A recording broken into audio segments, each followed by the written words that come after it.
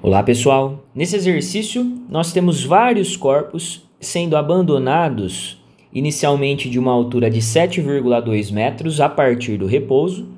Eles vão entrar aqui em queda livre e no momento que o primeiro corpo atinge o solo, o quinto está sendo abandonado.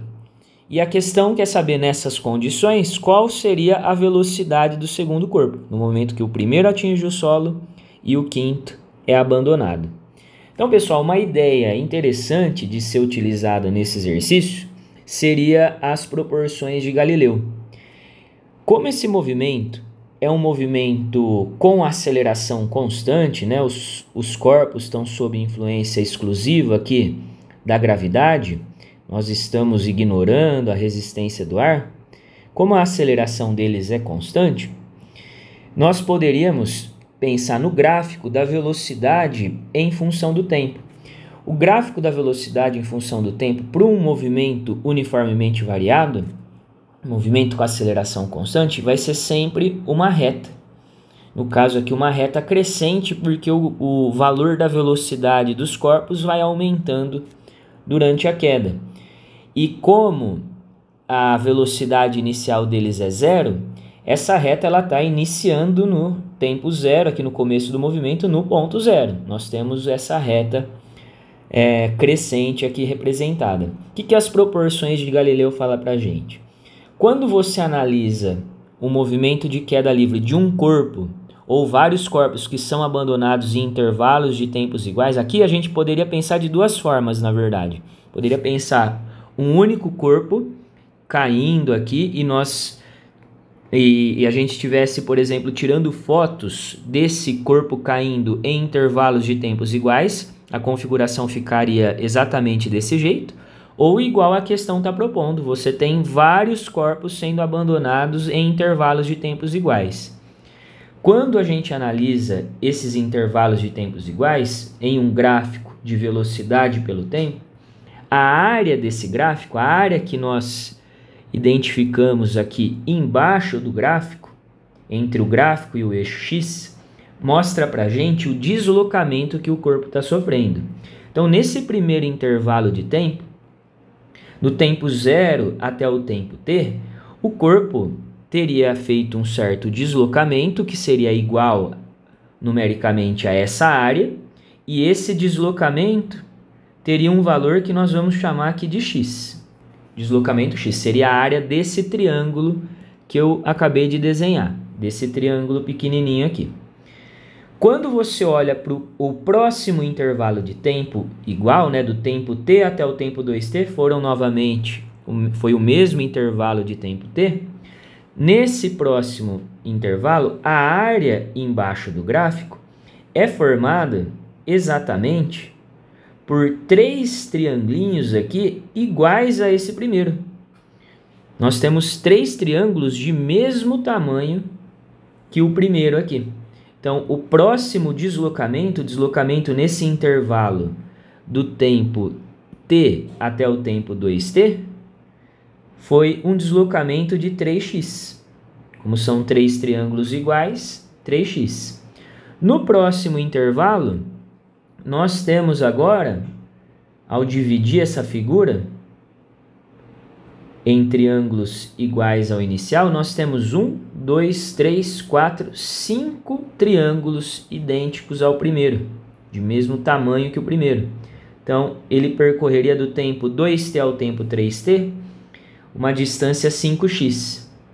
E por último aqui, nesse outro intervalo do tempo 3t ao 4t, nós teríamos vários triangulinhos aqui de mesmo tamanho. 1, 2, 3, 4, 5, 6, 7 triângulos de mesmo tamanho que o primeiro. Então, nós teríamos uma distância percorrida de 7x. Então, as áreas que nós estamos encontrando aqui significam os deslocamentos que os corpos sofrem em intervalos de tempos iguais. Então, aqui entre o primeiro corpo e o segundo corpo, nós teríamos um deslocamento x, do segundo para o terceiro um deslocamento 3x, do terceiro pro...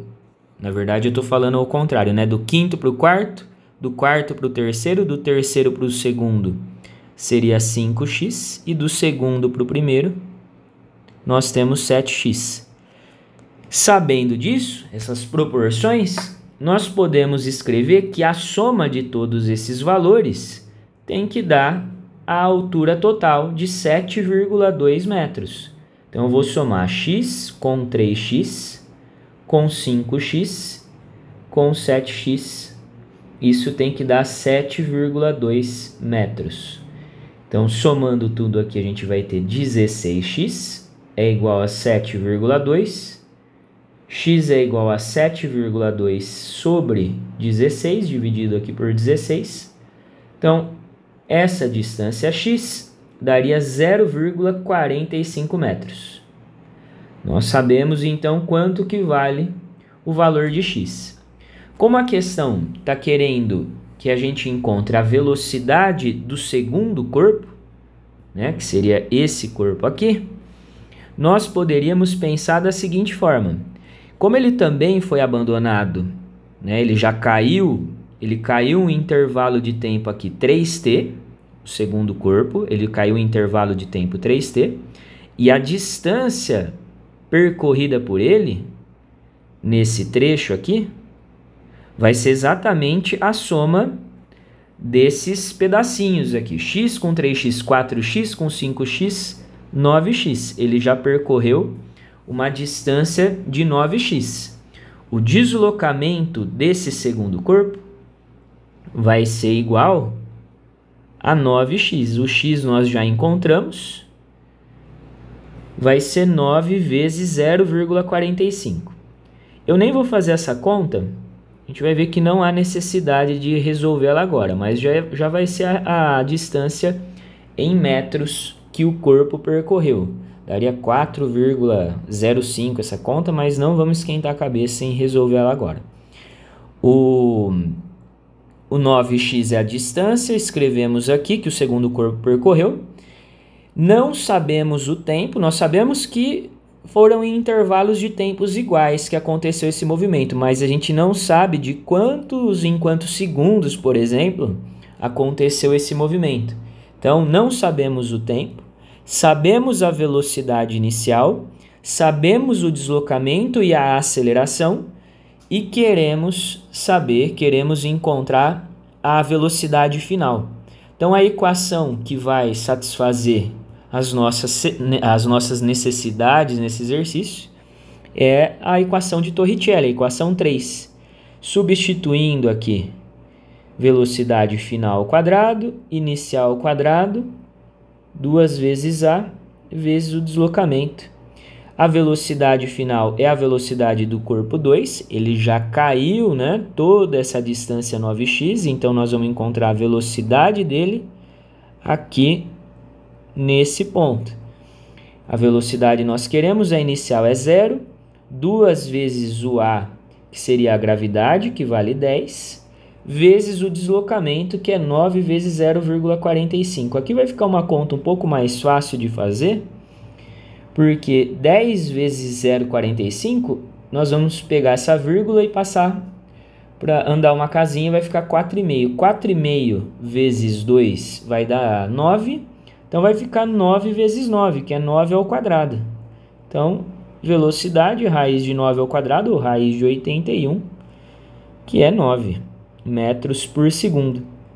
Essa seria, então, a velocidade que o segundo corpo tem no momento que o 5 está saindo e o primeiro está atingindo o solo. Então, nós ficamos aqui com a alternativa D.